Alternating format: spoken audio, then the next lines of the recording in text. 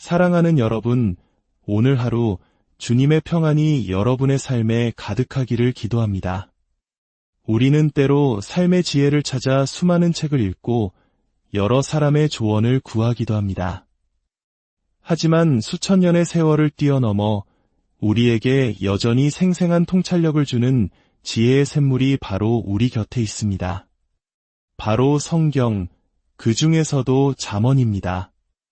오늘의 이야기가 여러분의 마음에 울림을 주었다면 구독과 좋아요를 통해 이 지혜의 여정에 동참해 주십시오.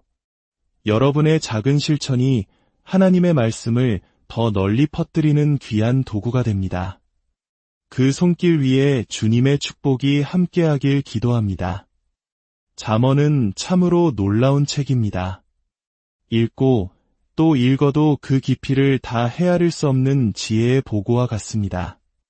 어릴 적 저희 어머니께서 잠언을 자주 읽으시던 모습이 기억납니다.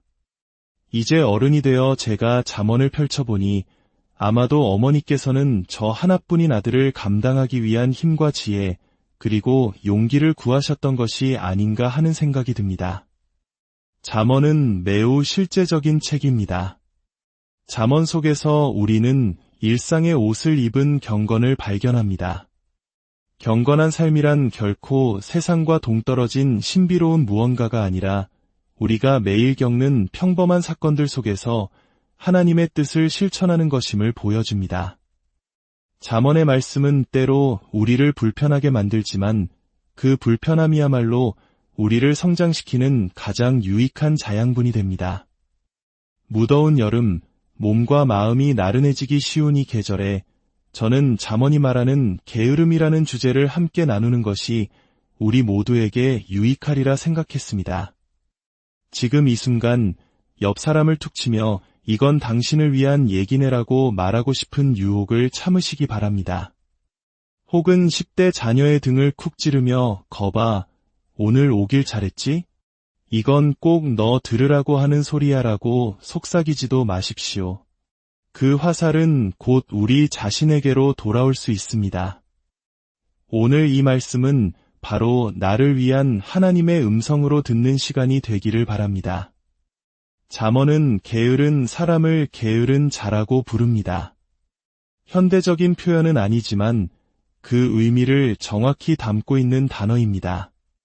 습관적으로 게으르고 늘 나태한 사람, 무기력과 무활동으로 자신의 삶을 규정해버린 사람을 말합니다. 잠언이 그려내는 게으른 자의 모습은 어떤 것일까요? 우리는 먼저 그의 생활 방식을 살펴보고 다음으로 그의 집과 포도밭을 지나가 볼 것입니다.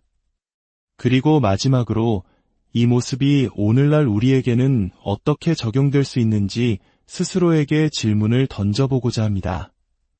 첫째, 게으른 자는 침대에 경첩처럼 박혀 있습니다. 잠언 26장 14절은 이렇게 말합니다. 문짝이 돌적이를 따라서 도는 것 같이 게으른 자는 침상에서 구르느니라. 그는 단순히 잠자리를 즐기는 것이 아니라 침대에 완전히 달라붙어 있습니다. 그의 등에는 마치 침대의 경첩에 딱 맞게 설계된 홈이라도 파여 있는 듯합니다. 그는 그 자리에 누워 왼쪽으로 또는 오른쪽으로 몸을 뒤척일 수는 있지만 그뿐입니다.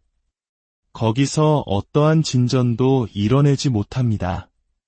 아침 7시에 그를 발견한 곳에서 오전 11시에도 심지어 오후 3시에도 그를 똑같이 발견할 수 있습니다. 이런 사람은 이 일을 해주시겠어요? 와 같은 직접적인 질문을 싫어합니다. 언제쯤 시작할 계획인가요? 라는 후속 질문은 더더욱 피하고 싶어 합니다. 잠언 6장 9절의 말씀처럼 누군가 다가와 게으른 자여 내가 어느 때까지 누워있겠느냐, 내가 어느 때에 잠이 깨어 일어나겠느냐 라고 묻는 것을 견디지 못합니다. 그는 결코 무언가를 하기를 거절하지는 않습니다. 그저 조금씩, 아주 조금씩 뒤로 미룰 뿐입니다. 언젠가는 할 것이라고 스스로를 속입니다. 하지만 그렇게 몇 분, 몇 시간의 작은 시간들이 쌓여 결국 인생의 소중한 기회들을 모두 흘려보내고 맙니다. 둘째, 게으른 자는 자신의 나태함에 대해 변명 만들기를 즐깁니다. 사실 잠언을 읽어보면 그가 변명을 만들어내는 데에는 아주 기발한 재능이 있다는 것을 알 수 있습니다. 방학을 맞은 아이들이 학교에서 돌아와 가방을 던져놓고 신나게 여름을 즐깁니다. 부모는 아이들을 이곳저곳 데려다 주느라 분주합니다. 밤새 모기에게 뜯기면서도 아이가 야구공을 치는 모습을 지켜봅니다. 그렇게 지쳐서 집에 돌아오면 얼마 지나지 않아 아이가 나타나 말합니다. 아, 심심해. 그래서 우리는 제안합니다. 그럼 방 청소 좀 할래? 저는 잔디깎기나 방 청소 같은 일이 지루함을 즉시 그리고 엄청나게 치료해준다는 사실을 발견했습니다. 동시에 평생 들어본 적 없는 가장 기발한 변명들을 만들어내는 계기가 되기도 합니다. 일할 마음이 없는 사람은 게으름에 대한 변명이 결코 부족하지 않습니다. 그 마음속에 무언가를 하고자 하는 의욕이 없다면 변명은 샘솟듯 솟아납니다. 잠언 스무려 서장 13절을 보십시오. 게으른 자는 길에 사자가 있다. 거리에 사자가 있다 하느니라. 길에 사자가 있을 리가 없습니다. 방 청소 좀 하렴. 방 안에 사자가 있어요. 말도 안 되는 소리입니다. 하지만 게으른 사람은 완전히 존재하지 않는 사실들을 스스로 믿게 만들어버립니다. 그리고 그런 상상 속의 이유들로 자신의 마음을 채우다 보면 결국 일어나지 않아도 되는 합리적인 이유를 찾았다고 스스로를 납득시킵니다. 물론 진짜 위험은 길거리에 있는 상상의 사자가 아닙니다. 진짜 위험은 우는 사자처럼 두루 다니며 삼킬 자를 찾는 마귀, 사탄입니다. 사탄은 사람들을 나태함과 패배감 속으로 유인하는 것을 가장 좋아합니다. 셋째, 게으른 자는 일을 끝마치는데 절망적일 정도로 무능합니다. 잠언 12장 27절은 말합니다. 게으른 자는 그 잡을 것도 사냥하지 아니하나니 사람의 부기는 부지런한 것이니라. 그는 사냥감을 굽지 않을까요? 아마도 사냥감을 아예 잡지도 못했기 때문일 겁니다. 사냥을 떠나 화살을 쏘아 맞췄을지도 모릅니다. 그러나 그는 이렇게 말합니다. 아, 저기까지 가지러 가기는 귀찮아. 화살을 쏘는 것만으로도 충분히 재밌었어. 다른 사람이 죽겠지. 혹은 간신히 그 사체를 집으로 끌고 아창고 옆에 던져둡니다. 아내가 묻습니다. 우리 이거 언제 먹을 거예요? 그는 대답합니다. 먹을 거야, 먹을 거라고. 귀찮게 하지 마. 내가 잡았잖아. 때가 되면 할 거야. 그리고 혹독한 겨울의 한가운데 앙상한 뼈대만 남은 사체가 눈 위로 고개를 내밀고 있습니다. 게으른 자가 순간순간 조금씩 기회를 놓쳐버렸다는 사실을 말없이 증언하는 기념비처럼 말입니다. 잠언 19장 24절에도 같은 말씀이 나옵니다. 게으른 자는 자기의 손을 그릇에 넣고서도 입으로 올리기를 괴로워하느니라. 얼마나 생생한 그림입니까?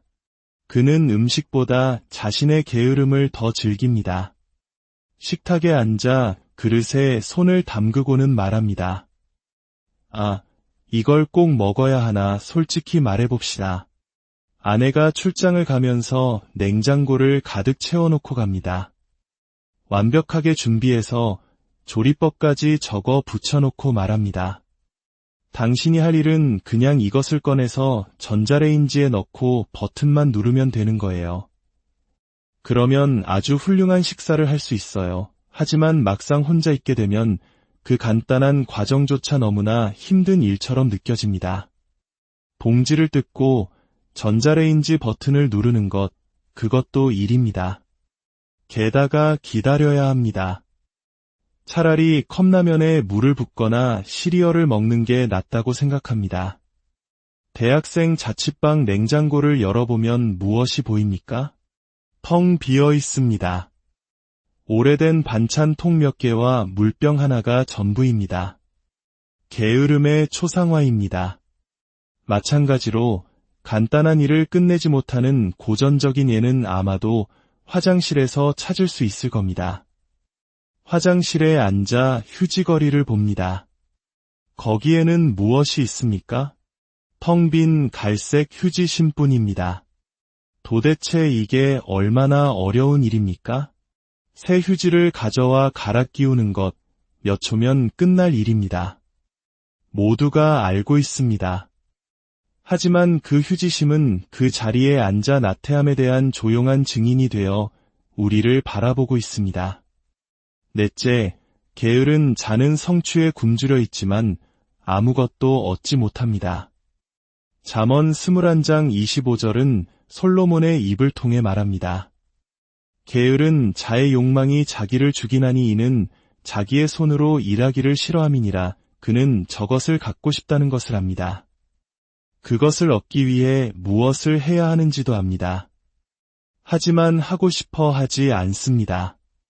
그의 게으름이 그를 가로막습니다. 잠언 13장 4절입니다. 게으른 자는 마음으로 원하여도 얻지 못하나 부지런한 자의 마음은 풍족함을 얻느니라. 그는 할 수 없어서가 아니라 하지 않기 때문에 얻지 못합니다. 그는 쉬운 선택을 하는 습관을 들였습니다.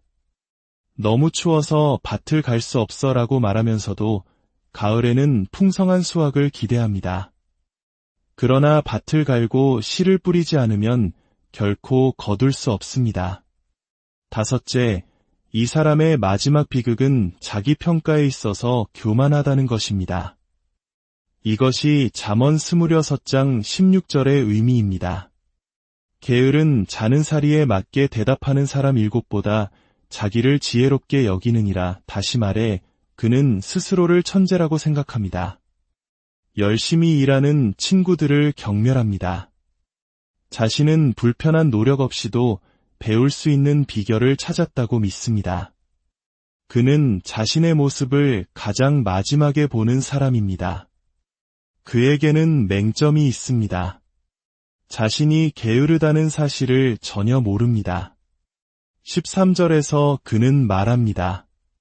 나는 이를 회피하는 게 아니야. 나는 현실주의자일 뿐이야. 길에 사자가 있단 말이야. 아닙니다. 14절에서는 이렇게 말합니다. 나는 방종하는 게 아니야. 그냥 아침에 컨디션이 안 좋을 뿐이야. 이상하게도 오후에도 저녁에도 그의 모습은 그다지 좋아 보이지 않았습니다. 15절에서 그의 무기력함은 사람들이 자신을 재촉하는 것에 대한 반발일 뿐입니다. 재촉하지 마. 내가 알아서 할 거야. 서두를 것 없잖아. 뭐가 그리 큰 문제야. 우리 10대 자녀들이 성장기에 이 문제를 심각하게 다루지 않는다면 그들은 스스로 정복하기 힘든 거대한 산을 쌓게 될지도 모릅니다. 왜냐하면 그들은 자신의 정신에 특정 사고방식의 길을 내기 때문입니다. 앞으로 인생을 살아갈 때마다 자연스럽게 그 게으름의 길로 들어서게 될 것입니다.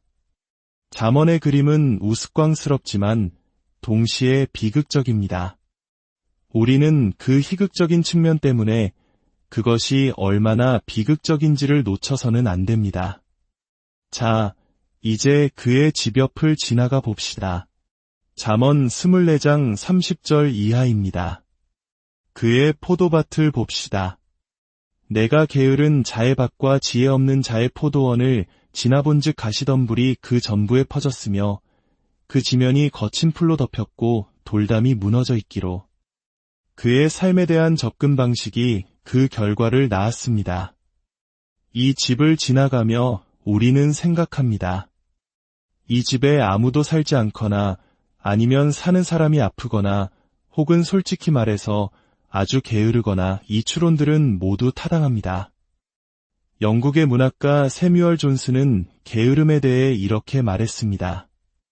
나태함은 한 번 감염되면 좀처럼 고쳐지지 않는 악덕 중 하나이다. 다른 모든 종류의 사치는 금방 만족되는 욕구에 작용하지만 편안함에 대한 욕망은 모든 시간에 똑같이 작용하며 오래 방치할수록 더욱 커진다. 아무것도 하지 않는 것은 모든 사람의 힘 안에 있다. 게으름으로의 타락은 부드럽고 감지하기 어렵다. 왜냐하면 그것은 단지 활동의 중단일 뿐이기 때문이다. 그러나 부지런함으로의 복권은 어렵다. 왜냐하면 그것은 휴식에서 움직임으로의 변화를 의미하기 때문이다. 운동 프로그램을 시작해본 사람이라면 누구나 이것이 사실임을 압니다. 알람이 울리거나 누군가 부를 때, 그냥 여기 더 있을래 라고 말하는 것은 전혀 어렵지 않습니다. 집이든, 길이든, 호텔이든 상관없습니다. 그냥 여기 있을래. 우리가 이런 패턴을 더 많이 만들수록 이건 안 할래, 나중에 할래라고 미룰수록 우리는 스스로를 위한 길을 만들게 됩니다. 그러다 마음을 바꿔 다시 시작하기로 결심한 날, 우리는 얼마나 큰 산을 올라야 하는지 깨닫게 됩니다. 이 문제의 진짜 비극은 게으름이 단지 약점이 아니라는 것입니다. 게으름은 죄입니다. 하나님은 우리를 일하도록 만드셨습니다. 엿새 동안은 힘써 내 모든 일을 행할 것이나 일곱째 날은 내 하나님 여호와의 안식일인즉 현대사회의 여가에 대한 끊임없는 추구는 나태함을 먹고 자랍니다. 아무도 나에게 무엇을 언제 하라고 말할 수 없어. 내 인생의 목표는 일하는 6일을 최대한 줄이는 거야. 라고 말하는 사고방식을 부추깁니다. 하지만 그리스도인은 그것과 근본적으로 달라야 합니다. 게으른 자는 자연으로부터 교훈을 배우려 하지도 않습니다. 잠언 6장은 말합니다. 개미에게 가서 그가 하는 것을 보고 지혜를 얻으라. 개미는 두령도 없고 감독자도 없고 통치자도 없으되 먹을 것을 여름 동안에 예비하며 추수 때에 양식을 모으느니라. 그러나 게으른 자에게는 모든 시간이 똑같습니다. 서두를 필요 없이 그저 편안히 쉬면 됩니다. 게으름은 죄입니다. 그것은 우리의 전인격에 영향을 미칩니다. 그것은 우리가 인식하지 못하는 힘을 가지고 있습니다. 우리는 그것을 뿌리 뽑아야 합니다. 특히 부모로서 우리에게는 큰 책임이 있습니다. 온 사회가 여가에만 몰두하는 시대에 우리의 자녀들을 일의 소중함을 알고 성실하며 정직하게 노력하고 직장에서 한 걸음 더 나아가는 사람으로 키우는 것이 우리의 도전 과제입니다. 이 단순한 것들이 세상이 하나님의 말씀의 기준을 포기할수록 점점 더 경건한 자의 표지가 될 것입니다. 마지막으로 우리 자신에게 어떻게 적용할 수 있을지 몇 마디 나누겠습니다. 먼저, 우리는 게으름이 궁극적으로 농담으로 넘길 일이 아니라는 것을 인식해야 합니다. 그것은 희극적인 그림이지만 결국 비극입니다. 하나님께서 우리의 삶에서 다루기 원하시는 문제입니다. 우리 중 일부는 그리스도를 알고 그분을 따른다고 말합니다. 그렇다면 그리스도와의 동행에 게으름이 스며들지는 않았는지 묻는 것은 정당합니다. 나는 하나님의 일에 어떻게 하고 있는가? 나의 개인적인 경건 생활은 어떠한가? 성경 읽기와 개인적인 기도는 어떻게 되어가고 있는가? 하나님의 백성들과 함께 모이기를 힘쓰는 일에는 얼마나 헌신하고 있는가? 성령님의 도우심으로 하나님의 율법에 순종하고 있는가? 나의 영혼에 게으름이 스며들지는 않았는가? 1년 전, 2년 전, 5년 전만큼 헌신적인가? 열정의 불꽃이 밝게 타오르고 있는가? 또한 우리 가정 안에서의 관계는 어떻습니까? 결혼 생활에 대한 헌신은 어떻습니까? 그 관계에 게으름이 스며들지는 않았습니까? 사람들이 우리의 결혼 생활을 들여다본다면 잘 가꾸어진 정원을 보게 될까요? 아니면 잡초가 무성하고 돌담이 무너진 황무지를 보게 될까요? 그들은 이렇게 말하지 않을까요? 저 결혼 생활에는 아무도 살지 않아. 저들은 그냥 결혼한 독신일 뿐이야. 같은 집에 살지만 교제도, 기쁨도, 의미 있는 교감도 없어 수많은 결혼 생활이 무너지는 중요한 이유 중 하나는 남편들이 그들의 역할을 포기하기 때문입니다. 아내가 이러쿵저러쿵해서 그런 변명은 그만두십시오. 그리스도께서 교회를 사랑하신 것처럼 아내를 사랑하십시오. 가시덤불과 엉겅퀴를 향해 나아가 하나님의 도우심으로 그것들을 뽑아내십시오. 주님의 일에 참여하라는 요청을 받을 때 나는 참여합니까? 아니면 조금씩 미루기만 합니까? 다음에요, 나중에요 라고 말하면서 속으로는 다시는 나를 부르지 않았으면 좋겠어 라고 생각하고 있지는 않습니까? 우리는 미완성의 대가가 되어서는 안 됩니다. 만약 우리의 삶이 무너진 담벼락과 가시덤불로 가득한 황무지가 되었다면 우리가 가야 할 곳은 단 한 곳뿐입니다. 바로 주 예수 그리스도의 십자가입니다. 그분 앞에 나아가 이렇게 고백해야 합니다. 주 예수님, 저를 보소서. 저는 이렇게 되려고 계획하지 않았습니다. 이렇게 될 줄 몰랐습니다. 이렇게 되기로 결정한 적도 없습니다. 어느새 가난처럼, 강도처럼 게으름이 저를 덮쳤습니다. 작은 타협들이 쌓여 그리스도를 뜨겁게 사랑하고 아내와 자녀를 사랑하며 이웃을 돌보던 활기차고 부지런했던 모습에서 너무나 멀어졌습니다. 이 말씀은 우리 모두에게 도전이 됩니다. 게으른 자는 괴짜가 아닙니다. 그는 그저 너무 많은 변명을 하고 너무 많은 거절을 하고 너무 많은 것을 미루어온 평범한 사람일 뿐입니다. 그 모든 과정이 잠이 드는 것처럼 감지할 수 없고 달콤했을 뿐입니다. 물론 오늘 이 자리에 계신 분들 중에는 이야기가 불편하게 들리는 분도 있을 것입니다.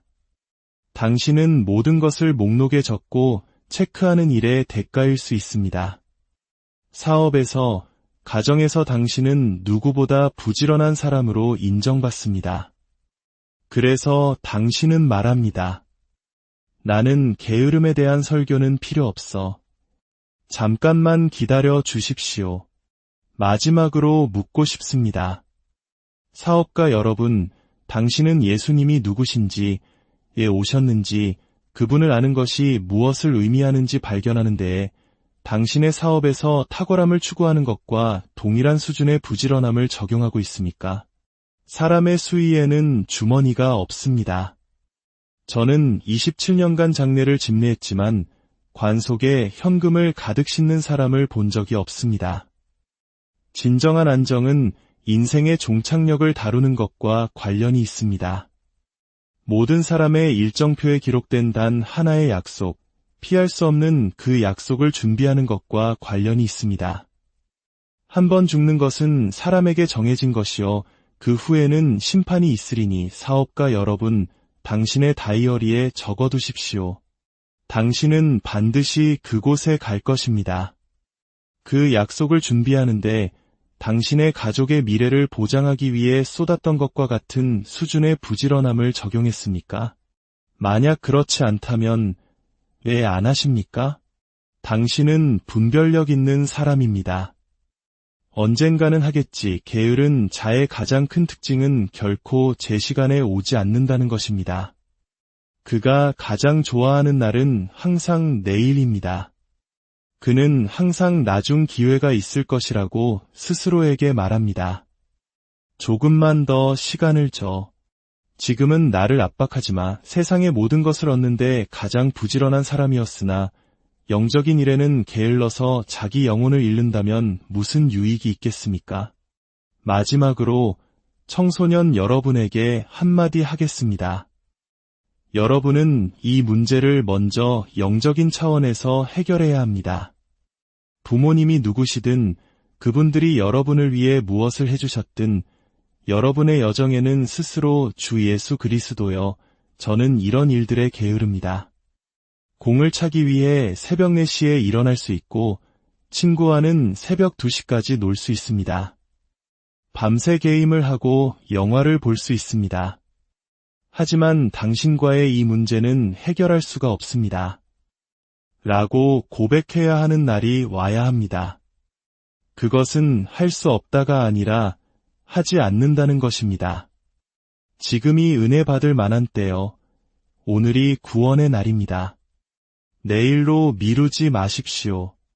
특히 오늘 할 수 있는 친절을 내일로 미루지 말고 여러분을 열정적이고 의존적인 그리스도인의 삶으로 부르시는 주 예수님의 요구를 내일로 미루지 마십시오.